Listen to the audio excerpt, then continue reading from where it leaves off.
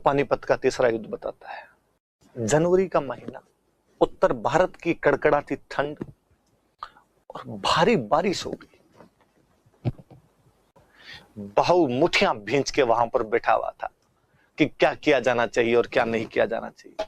समझ नहीं आ रहा था कि क्या करें। रह गया, तोपखाना काम नहीं कर पा रहा था, उधर से अब्दाली की तोपें काम कर रही थी। और एक अच्छा सा स्टेटमेंट अभी बताता हूं आप। कहते हैं कि मराठों की पानीपत के तीसरे युद्ध से सूचनाएं पुनः पहुंचनी बंद हो गई थी। बालाजी बाजीराव तैयारियां कर रहे थे कि मराठों की सूचना प्राप्त की जाए, कि सूचना भी नहीं पहुंच पा रही है इस साइड के अंदर। तो नजीबुद्दौला और शुजाउद्दौला पूरी तरीके से रोक के बैठे हुए। हुआ ये कि 1752 के बाद में भारत की पूरी राजनीति मराठों के इर्द गिर्द घूम रही है और मराठे ही सब कुछ शक्तिशाली हो रखे। यार मुगल बादशाह उनसे सहायता ले रहा है तो वही है सब कुछ। मुगल बादशाह को बना के वही आया करते थे, कौन बनेगा कौन नहीं बनेगा हम तय करेंगे। इमादुल मुल्क केवल उनका मराठों का मोहरा था और कुछ भी नहीं था। जब मुगल बादशाह को इन्होंने अपने संरक्षण में लिया तो मुगल बादशाह का यह मानना था कि भाई पंजाब मुल्तान तक तो मेरा इलाका है, पंजाब मुल्तान के आगे पाकिस्तान अफगानिस्तान शुरू हो जाता है, वहां पर जरूर अहमद शाह अब्दाली है, लेकिन वहां तक तो मेरा इलाका है। पंजाब मुल्तान का मतलब पाकिस्तान वाला पंजाब, मुल्तान तो पाकिस्तान में ही, आप जानते हो वीरेंद्र सहवाग ने जहां 309 रन बनाए थे, इसलिए वीरेंद्र सहवाग को मुल्तान का सुल्तान कहते हैं। अब्दाली को यह लगता था कि यार इलाका मेरा है। अब्दाली ने 1748 में अपने यहाँ पे लूटमार करने शुरू कर दी थी और वो पंजाब के कई भूभाग पर कब्जा कर लेता है। और केवल कब्जा नहीं करता है, पंजाब के अंदर वो अपने बेटे को गवर्नर बना देता। तैमूर उसके बेटे का नाम था और वो वहां का गवर्नर था। मराठों के हाथ में जैसे ही सत्ता आई, मुगल बादशाह उनके प्रोटेक्शन के अंदर आया तो मराठे गए, उन्होंने तैमूर को जूते मार के भगाया से भाग गया। अदीना बेग बनेगा हमारी तरफ से, और पंजाब में अदीना बेग को गवर्नर बना के आ जाते हैं। थोड़े दिनों बाद उन्होंने अदीना बेग को कहा कि तू ही हट, सिंधिया ने कहा मैं, और सिंधिया वहां का गवर्नर बन गया। अहमद शाह अब्दाली इन चीजों को बर्दाश्त नहीं कर पा रहा था और अहमद शाह अब्दाली को लग रहा था कि यार अब ये पंजाब तक आ गए और इनका क्या भरोसा, ये क्रॉस करके हिंदू कुश क्रॉस करके अफगानिस्तान के अंदर घुसेंगे। और साहू ने कहा था निसंदेह आप योग्य पिता की योग्य पुत्र, मुझे एक दिन विश्वास है हिमालय के पार मराठों का झंडा गाड़ दोगे।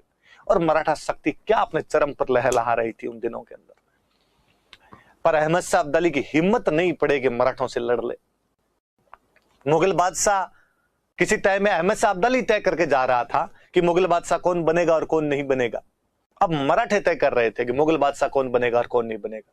तो दिल्ली में बादशाह की स्थिति, पंजाब के क्षेत्रों को लेकर जो लफड़ा चल रहा था, इस वजह से अब्दाली और मराठे एक दूसरे के आमने सामने आ गए।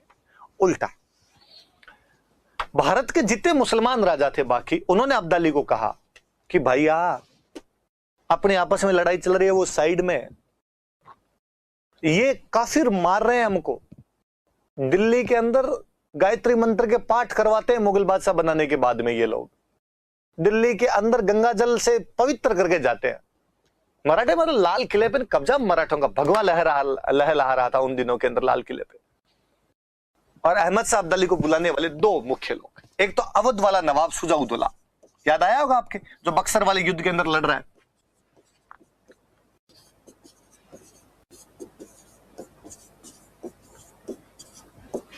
शुजाउद्दौला। और एक रुहेलखंड का नवाब था उन दिनों में, ये अफगानी था, रुहेलखंड वाला था, नजीबुद्दौला।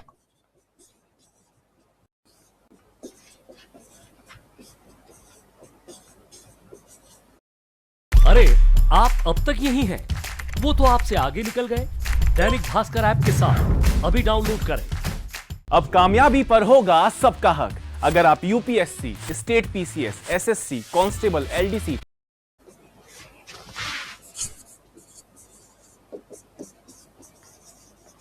तो रोहिलखंड में तो आपका नजीबुद्दौला,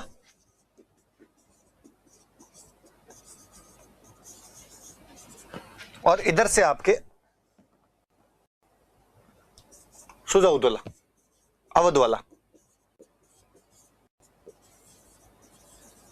इन्होंने अब्दाली को कहा कि भाई हम तेरे साथ हैं, काफिरों को हिंदुस्तान से निकालते हैं इनको। उधर मराठे कह रहे थे कि समय आ गया कि विदेशियों को भारत से बाहर निकाला जाना चाहिए। तो ये तनातनी पड़नी थी। हिसाब ये कहता है कि जब तमाम मुसलमान अहमद शाह अब्दाली के पक्ष में इकट्ठे हो रहे थे, इमादुल मुल्क बेचारा फिर भी मराठों के साथ में था। इमादुल मुल्क मुगल बादशाह की तरफ से मराठे लड़ने के लिए गए थे, तो मुगल बादशाह इधर से रहेगा, पर मुगल बादशाह के पास खुद के पास ही शक्तियां नहीं थी।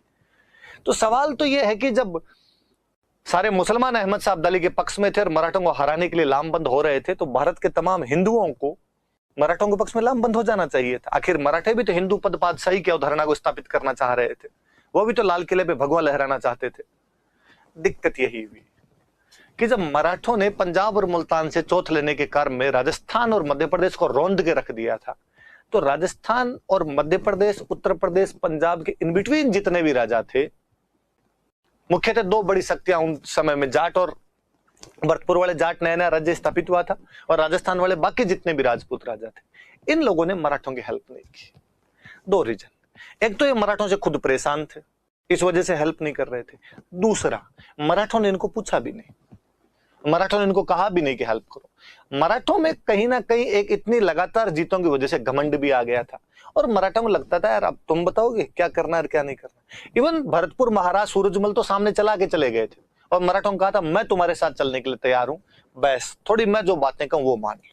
बातें क्या है? बातें बहुत सिंपल से कि मराठों की सेना में सैनिक होते थे कम, लुगाई टाबर होते ज्यादा। मराठों को हमेशा ये लगता था भाई हमसे लड़ी कौन पाएगा, और यही होता था यार 500 मराठे जाके दिल्ली को डरा के आ जाते थे। इसलिए मराठे जब कहीं सेना लेके जाते तो सैनिक कम होते, लुगाई टाबर, गीत गाने वाले, हलवाई, है ना, डांस करने वाले, ये लोग ज्यादा आते। और मराठे कुछ ही नहीं, आगे कोटा के बाहर बैठे और कोटा के राजा का 10 लाख पहुंचा दे। कोटा के राजा ने कहा 20 दिन लगेंगे। हाँ ठीक है, तो अपने क्या है, 20 दिनों तक हलवाई को कहा कि हाँ भाई चार इधर अपने जलवाइयां छान दी, वो जलेबियां छाननी शुरू कर दे तू तो अपने, और डांसर को कहा कि बस शुरू किया जाए मुजरा, देखेंगे 20 दिन तक तो अपने यहाँ पर। इसलिए मराठों की सेना में लुगाई टाबर, डांसर, सिंगर, हलवाई, मालिश करने वाले, ये ज्यादा लोग हुआ करते थे। महाराज सूरजमल ने उनको ये कहा कि लुगाई टाबरों को यहाँ छोड़ जाओ, बाकी वाले लोग जाके लड़ लो। अहमद शाह अब्दाली सेना थोड़ी डंकी लेके आया है, ढंग से लड़ाई कर लोगे। मराठों ने कहा अच्छा, अब राजस्थान वाले बताएंगे कि क्या किया जाना चाहिए और क्या नहीं किया जाना चाहिए, हम इसी प्रकार से जाएंगे। और पानीपत के इस युद्ध के अंदर जब मराठे पहुंचे, मराठों की तरफ से 2 सेनापति गए थे। और सुनो थोड़ी सी बातें फिर एक साथ लिखेंगे। मराठों का जो औपचारिक सेनापति था, फॉर्मल कमांडर जो था, वो तो पेशवा का बेटा था, विश्वासराव, 18 वर्षीय पुत्र उसका विश्वासराव। पर वास्तविक सेनापति था वो मराठा का चचेरा भाई था, सदाशिवराव भाऊ अर्जुन कपूर।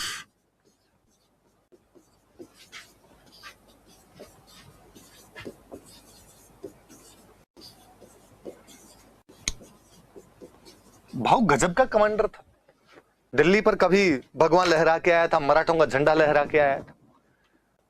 भाऊ बाजी, आप यदि बाजीराव मस्तानी देखते हो तो बाजीराव मस्तानी में बाजीराव का एक भाई है चिमनाजी अप्पा। चिमनाजी अप्पा जो मस्तानी का विरोध करते थे, बाजीराव एक दिन उनके पीछे चाकू फेंकता है और कहता है कि अप्पा जी ये मत सोचना कि बाजीराव का निशाना चूक गया है, रिश्ता बीच में आ गया था। उस चिमनाजी अप्पा के बेटे थे सदाशिवराव भाऊ, बाजीराव का बेटा बालाजी बाजीराव, चिमनाजी अप्पा के बेटे सदाशिवराव भाऊ। और जो विश्वासराव है ये आपके उसका बेटा था, पेशवा का बेटा था। तोपखाना था इनके पास में, खूब अच्छी आर्टिलरी थी। इनके जो तोपखाने का प्रमुख था वो था इब्राहिम खान गारदी। मैं लिखवा दूंगा, एक बार सुन लो बात। इब्राहिम खान गारदी इनके तोपखाने का प्रमुख हुआ करता था। अब्दाली पहले आके बैठ गया था। पानीपत हरियाणा में जगह पड़ती है, खुला मैदान है। भारत की खूब सारी लड़ाइयां पानीपत में हुई है, 3 बड़े युद्ध है पानीपत में। और मैं कहूं हरियाणा के आसपास में लड़ाइयां ज्यादा है। तराइन में 3 युद्ध हुए, पानीपत के अंदर ये 3 युद्ध हो गए आपकी। कुरुक्षेत्र का भी महाभारत का युद्ध यहीं पर हुआ था। रीजन थे कि एक तो खुला मैदान था, तो लड़ने में थोड़ा ठीक रहता था। दिल्ली के नजदीक था, तो कोई भी राजा जो दिल्ली में बैठा होता वो दिल्ली से पहले रोकना पसंद करता, भाई राजधानी तक नहीं आ जाए, इसलिए भी वो यहां पर लड़ना प्रेफर किया करता था। आसपास में खेत थे खूब सारे, मैदानों के अंदर खेत थे, नदियां थी, इसलिए यहां से घास फूस अच्छा मिल जाता घोड़े वोड़ों के लिए, सैनिकों के लिए अनाज मिल जाया करता था। यहां पर बहुत अच्छे लोहार रहते थे, इसलिए लोहे के हथियार बहुत अच्छे वो तैयार करके दे सकते थे। उधर से जो खैबर पास करके आया करता था खैबर दर्रा क्रॉस करके जो आया करता था, वो पंजाब से ढलते हरियाणा में पहुंचते तो उनके लिए भी यही मैदान बचता था कि यहां पर वो अपने घोड़े वोड़े लगा सके। इसलिए पानीपत लड़ाई के लिए एक मुफीद मैदान था। पर अब्दाली चूंकि पहले आ गया था तो अब्दाली ने अपनी सेना थोड़ी ऊंचाई पर लगा दी थी और मराठों की सेना थोड़ी नीची थी। सेना थी, बीच के अंदर लुगाई टावर, पीछे फिर सेना रखी थी, आगे तोफखाना जचाया हुआ, लड़ाई की तैयारियां करी। ये नहीं था कि जाते ही यूं टूट पड़ते थे एक दूसरे पे, बाकायदा यूं तैयारी करके फिर लड़ा करते थे। किस्मत खराब होती है ना, तब क्या होता है वो पानीपत का तीसरा युद्ध बताता है। जनवरी का महीना, उत्तर भारत की कड़कड़ाती ठंड और भारी बारिश हो गई। बारिश में पानी हमेशा ऊपर से नीचे की तरफ आएगा, तो अब्दाली के कैंप जहां लगे हुए वहां तो पानी नहीं, जहां मराठों के कैंप थे वहां पानी पानी फैल गया। और जब वहां कैंप में पानी फैल गया तो दलदल हो गई भयंकर, और दलदल में तोपखाना फंस गया। सबसे बड़ी बात, बारिश होने की वजह से कैंप में मलेरिया फैल गई और मलेरिया से फौजी मरने लग गए। और बड़ी जोरदार घटना, अवध वाले सुजाउद्दौला और रुहेलखंड वाले नजीबुद्दौला ने मराठों का पीछे से कनेक्शन काट दिया। मराठों की सेना पड़ी है, पीछे से उन दोनों ने अपने कनेक्शन लगा दिए। अब महाराष्ट्र से मराठों को जो भी सहायता आती उसको वो बीच में रोक रहे थे, कोई सहायता नहीं पहुंचने दे रहे थे। अब्दाली, मराठे, फिर अब्दाली के दोस्त, मराठे घिर गए बीच में। ना रसद पहुंच पा रही है, ना हथियार पहुंच पा रहे हैं। कैंप के अंदर आपके बहुत ज्यादा मलेरिया फैल गई है, घोड़े मर रहे हैं अनाज के अभाव में। घोड़ों को मरने के बाद में उनकी लाशें दफनाने के लिए आपके पास जगह नहीं है, इसलिए उन लाशों की वजह से दुर्गंध फैल रही है और दुर्गंध से लोग मर रहे हैं। बहू मुठियां भींच के वहां पर बैठा हुआ था कि क्या किया जाना चाहिए और क्या नहीं किया जाना चाहिए, समझ नहीं आ रहा था कि क्या करें। फाइनली मराठा सैनिकों ने संक्रांत वाले दिन आके बहू को कहा कि बहू लड़ाई का ऑर्डर दे दे, भूख प्यास से, मलेरिया से, घोड़ों के लाशों की दुर्गंध से मरे, उससे अच्छा लड़के मरे। अब मराठों के पास कोई चारा था नहीं, क्या बहादुरी से लड़े थे मराठे, वाकई वाकई बेहद बहादुरी से लड़े थे। शुरुआती हमले में तो अब्दाली के छक्के छुड़ा दिए थे, पर तोपखाना फंस के रह गया, तोपखाना काम नहीं कर पा रहा था। उधर से अब्दाली की तोपें काम कर रही थी, इधर से मराठों के कुछ सरदार जब हारते दिखे तो लड़ाई में से बाहर निकलने लगे। मल्हार राव होलकर लड़ाई के अंदर से बाहर निकल जाता है, महादजी सिंधिया न्यूट्रल हो जाता है। उसके बावजूद भाऊ की बहादुरी के लिए याद किया जाना चाहिए इस युद्ध को। भाऊ को वाकई भारतीय इतिहास के अंदर एक महान सेनापति के रूप में पढ़ाया जाना चाहिए। 18 वर्षीय नौजवान विश्वास राव, वयोवृद्ध सेनापति विश्वास सदाशिवराव भाऊ और मस्तानी का बेटा शमशेर बहादुर। उस मूवी को यदि आप देखते हो तो बाजीराव दो बच्चों को एक साथ खिला रहा होता है, शमशेर बहादुर को और नाना को। नाना तो बालाजी बाजीराव है, और नहीं राघोबा को एक रघुनाथ राव नाम का आगे हम पढ़ेंगे वो, और शमशेर बहादुर। क्या गजब के लड़े थे उस युद्ध के अंदर, लेकिन काम आ गए थे सारे के सारे। विश्वास राव मरा था, सदाशिवराव भाऊ मरा था। अब्दाली युद्ध जीत गया था, लेकिन फायदा अब्दाली को भी कुछ ही नहीं हुआ था। अब्दाली को भी खाली हाथ लौटना पड़ा था। लेकिन जैसा कि विदेशियों की सेना अक्सर किया करती थी, तुर्कों अरबों का काम ही यही था, जब मराठे मर रहे थे वो बच्चे बीच में फंस गए, वो महिलाएं बीच में फंस गई। क्रूरतम प्रदर्शन है वो। जब महिलाओं के स्तन काट लिए गए थे, बलात्कार किए गए उनके साथ, बच्चों को पकड़कर ले गए अफगानिस्तान के बाजारों में उनकी बोलियां लगाकर बेच दिया गया था। असहाय घिरे हुए मराठे कुछ कर नहीं पा रहे थे। भारतीय इतिहास की विडंबना है कि पानीपत का तीसरा युद्ध केवल छोटी मोटी गलतियों की वजह से मराठे हार गए थे। मुझे यदि कोई पूछे कि आधुनिक भारत की ऐसी कौन सी घटना है जिसे यदि मुझे टाइम मशीन दे तो मैं उसे चेंज करना पसंद करूं, तो मैं कहूंगा कि पानीपत का तीसरा युद्ध। यदि पानीपत के तीसरे युद्ध में मराठे नहीं हारते तो अंग्रेजों को भारत पे नहीं पनपने देते हो। यदि पानीपत के तीसरे युद्ध में मराठे जीत जाते